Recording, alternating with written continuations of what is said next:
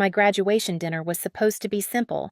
A few photos, a cheap restaurant downtown, my parents pretending we were a normal family.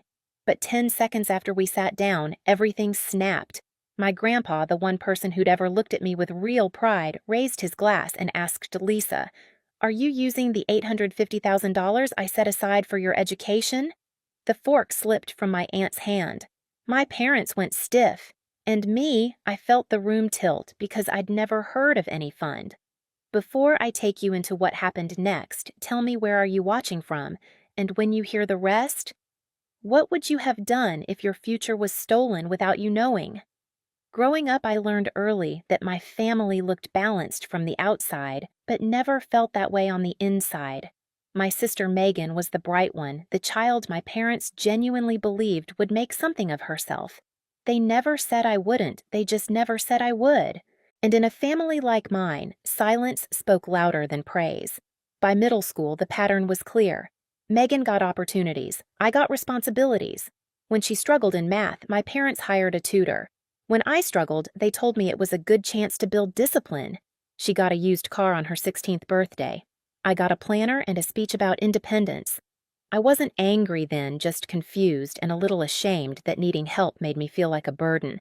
College only magnified the distance between us. I worked part-time at a cafe near campus, wiping tables and memorizing regulars' orders while juggling classes and student loan paperwork.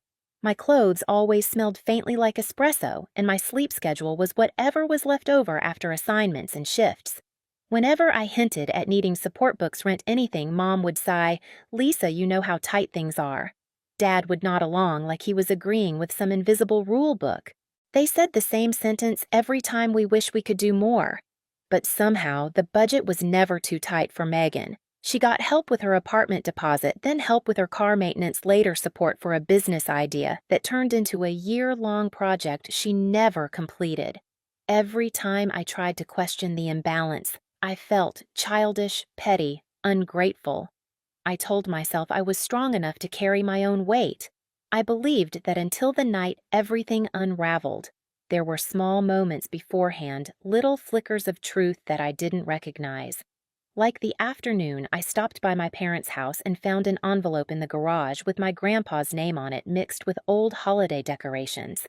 Before I could even read the return address, Mom rushed over, snatched it from my hands, and said, "Old paperwork. Don't worry about it." She shoved it into a drawer she normally kept locked. Her smile was tight, rehearsed. Something inside me whispered that she wasn't telling the truth, but I pushed the feeling down the way I always did. Grandpa, my dad's father, lived in another city. He was gentle, thoughtful, and never said things just to fill the silence. Every card he sent me growing up had the same handwritten line, "Keep going, I believe in you." I didn't know he'd been quietly planning for my future. I didn't know he'd trusted my parents to protect something meant for me. And on the night of my graduation dinner, I still didn't understand why Dad kept checking the door like he was waiting for something or someone to arrive. I had no idea my entire life was about to split open. In the weeks leading up to my graduation dinner, something in my family's rhythm started to shift, even if I couldn't name it yet. It appeared first in the way Mom watched me when she thought I wasn't looking, tight, nervous glances she tried to hide behind casual smiles. Dad grew more talkative than usual, asking questions about my job, my rent, my classes, as if gathering data for a test he didn't want me to know I was taking. At the time, I wrote it off as pride or midlife emotion. They were finally seeing me graduate. I thought maybe that softened something in them. Then, Megan showed up to family lunch one Sunday in a new SUV, the kind with leather seats and a dashboard that looked like a small spaceship. When I asked how she afforded it, she laughed and said her business investment had finally paid off. She didn't explain further, and Mom quickly changed the subject, complimenting her nails, her shoes, anything to keep me from circling back. I let it go, but the questions simmered in me like a slow boil. A few days later, I stopped by my parents' house to return a mixing bowl Mom insisted I had. While walking through the garage, I noticed a plastic bin pushed behind old camping gear. It wasn't the bin that caught my attention, but the envelope sitting on top. My grandpa's name was on it, printed clearly. I reached for it, but before I could turn it over, Mom appeared in the doorway, moving faster than I'd ever seen her move. She snatched the envelope and said it was misplaced paperwork before shoving it inside a cabinet. Her voice shook slightly. That was the first moment something inside me twisted hard enough to hurt. That night, I tried to study for finals, but my mind kept drifting back to the garage. What paperwork of Grandpa's would be sitting in a dusty bin at my parents' house? Why hide it from me? I replayed Mom's face in my memory, the flash of panic, the too quick explanation. A question formed in my mind, sharp and unwelcome. What were they hiding? The turning point came the night before graduation. I heard my parents arguing in the kitchen, their voices low, but tense enough to vibrate through the hallway. I wasn't trying to listen, but one sentence from my dad froze me in place. "We can't keep this quiet forever," he said. Mom hissed something back, something like, "She doesn't need to know. Megan needs stability." My stomach twisted. Who was she? What didn't I need to know? And why did Megan's stability always seem to cost me something? I didn't realize I was losing. I lay awake for hours, staring at the ceiling. My heart beat too loud in the stillness of my room. I thought about the envelopes, the unexplained expenses, the nervous glances. I thought about all the years I'd asked for help and been told there was nothing available. I wondered for the first time if the problem wasn't what they couldn't give me, but what they refused to. By morning, I felt hollow, but strangely clear. Something was wrong, and whatever it was, my parents were desperate to contain it. I told myself I'd stop asking questions at least until after graduation. I needed one peaceful day, one moment where I wasn't the daughter trying to navigate the space between gratitude and abandonment. But peace wasn't waiting for me. Something else was. Graduation morning should have felt hopeful, but I woke up with a heaviness I couldn't shake. Mom knocked on my door earlier than expected and asked if I was excited, her voice too bright, like someone forcing sunlight through a closed curtain. Dad hovered behind her, pretending to scroll through his phone even though the screen was off. Their strange tension settled into the hallway like fog. I tried to ignore it, tried to focus on my ceremony, but every part of me felt alert, bracing for something I couldn't name. At the campus, Megan acted unusually cheerful, insisting on taking photos with me. She wrapped her arm around my shoulder and whispered, "Big day for you, sis." Her tone was sweet, but something about it felt wrong, like she was performing for an audience only she could see. When she stepped back, Mom immediately rushed to her side, adjusting her hair and telling her she looked stunning, despite it being my graduation. I felt the familiar sting in my chest, but brushed it away. For once, I wanted the day to be about achievement, not comparison. After the ceremony, my parents insisted we head straight to the restaurant. Dad kept checking his watch. Mom kept smoothing her blouse. Megan kept touching her phone like she was waiting for a message. I thought they were just hungry or impatient, but the truth was much darker. They weren't hurrying for me. They were hurrying because they were terrified of who else might show up. When we reached the restaurant, I understood why Dad had been watching the door. My grandpa sat at a table near the back, smiling when he saw me. I hadn't expected him. I didn't even know he knew the reservation time. Mom's face tightened the moment she spotted him. Megan froze mid-step. Dad let out a thin, nervous laugh. That was when the air changed, the kind of shift you feel in your bones before your mind can catch up. Grandpa hugged me tightly and told me how proud he was. Something in his voice warmed and steadied me, like I'd finally reached a place where I didn't have to prove anything. But the tension around us was unmistakable. Mom kept wringing her napkin. Megan whispered something to Dad. He shook his head sharply. My instincts sharpened. Whatever secret they'd been guarding was connected to Grandpa, and it was about to surface. During appetizers, Grandpa asked gentle questions about school and work. I answered honestly, grateful for the moment of normalcy. But when he asked about my student loans, Mom's fork paused midair. Megan's eyes widened. Dad cleared his throat. I felt the room tighten. Grandpa noticed too. His expression shifted almost imperceptibly. That was when I felt something inside me collapse, not dramatically, but quietly, like a bridge losing a single crucial beam. I knew my family was hiding something. I knew it involved money, and for the first time in my life, I wasn't willing to absorb the confusion alone. So instead of shrinking back as I always had, I watched them. I studied every flicker of panic on my mother's face, every forced smile from my father, every restless twitch of Megan's fingers. I held my questions close. I didn't push, not yet. But the old version of me, the one who accepted explanations that never made sense, was gone. A new part of me had surfaced steadier and sharper, and I was ready to face whatever truth they were trying so desperately to bury. By the time the entrees arrived, the energy at the table felt nothing like a celebration. It felt like we were all sitting on a live wire.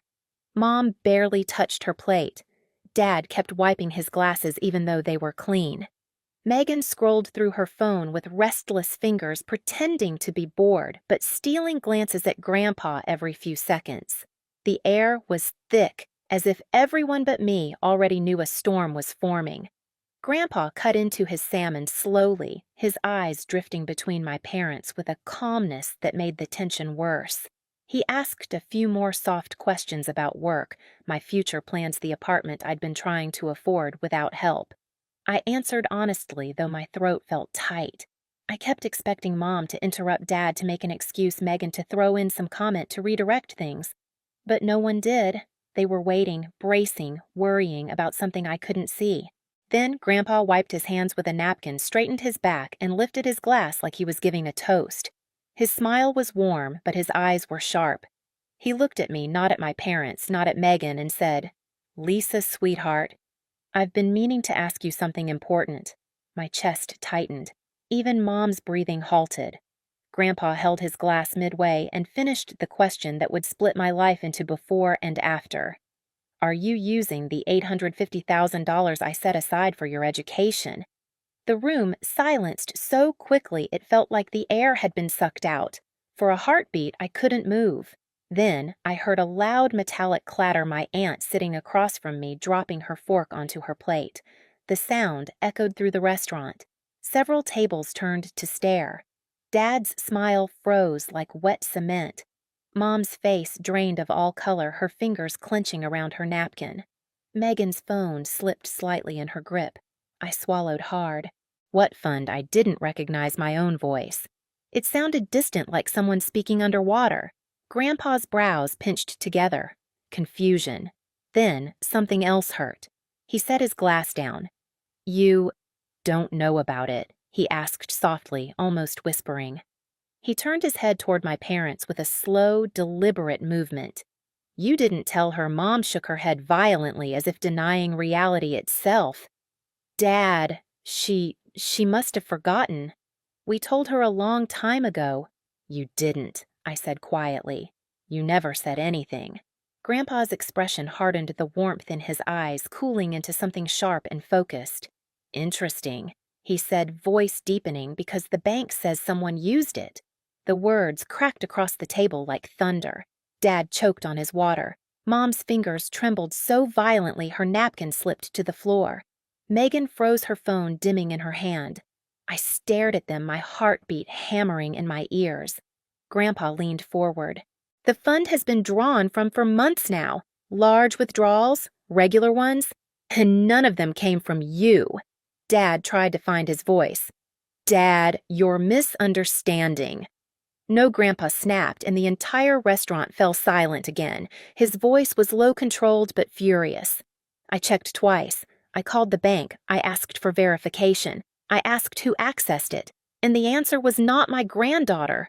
Mom covered her mouth like she was about to faint. Grandpa turned to me, his jaw tight. "Lisa, sweetheart, did you ever authorize your parents to act on your behalf? Did you ever sign anything?" "No," I whispered. "Never." Megan shifted her chair, creaking. She finally spoke, her voice forced and light. "Grandpa, maybe the bank messed up. You know they're always making mistakes. Remember that time?" Grandpa cut her off with one look. Megan's mouth closed instantly. He turned his attention back to my parents, his eyes burning now. "Tell me the truth now." It wasn't a request. It was a command. Dad's shoulders sagged. Mom squeezed her eyes shut. Megan looked at them both, waiting for someone else to clean up a mess she clearly knew existed. Dad finally spoke, voice trembling. We had no choice. We needed help, and Megan's head snapped toward him. "Dad," No Dad said, shaking. He asked. "We have to tell him." Grandpa's face hardened. "Tell me what?" Mom broke first. Tears spilled down her cheeks. We thought Lisa didn't need it. She always took care of herself. She worked. She managed. Megan was struggling, Dad. She needed support, and you weren't around to see that. I wasn't around because I trusted you," Grandpa said quietly. "I trusted you to protect what was hers." Megan slammed her hand on the table. "Why does it matter? It's still family money. We used it for family things." My stomach twisted. "What things?" Silence. Then Dad answered. "Down payment on Megan's condo, her car, some of her business expenses, and other things. Groceries, bills, emergencies." "Emergencies," I repeated. "You mean spa packages? Furniture trips she took?" Mom sobbed harder, but not from remorse, more from being exposed. Grandpa's voice shook with restrained anger. "You stole from your own daughter. You stole from me. And you lied." Megan tried again. "Grandpa, stop. I'm your granddaughter, too. Don't act like I don't matter." Grandpa turned toward her with a coldness I had never seen. "You matter, but not more than your sister, and not at the expense of her future." Dad reached out a hand toward Grandpa. "We planned to pay it back. Eventually. We just—" "No," Grandpa said. "You planned to hide it forever." He stood up abruptly, his chair scraping hard against the floor.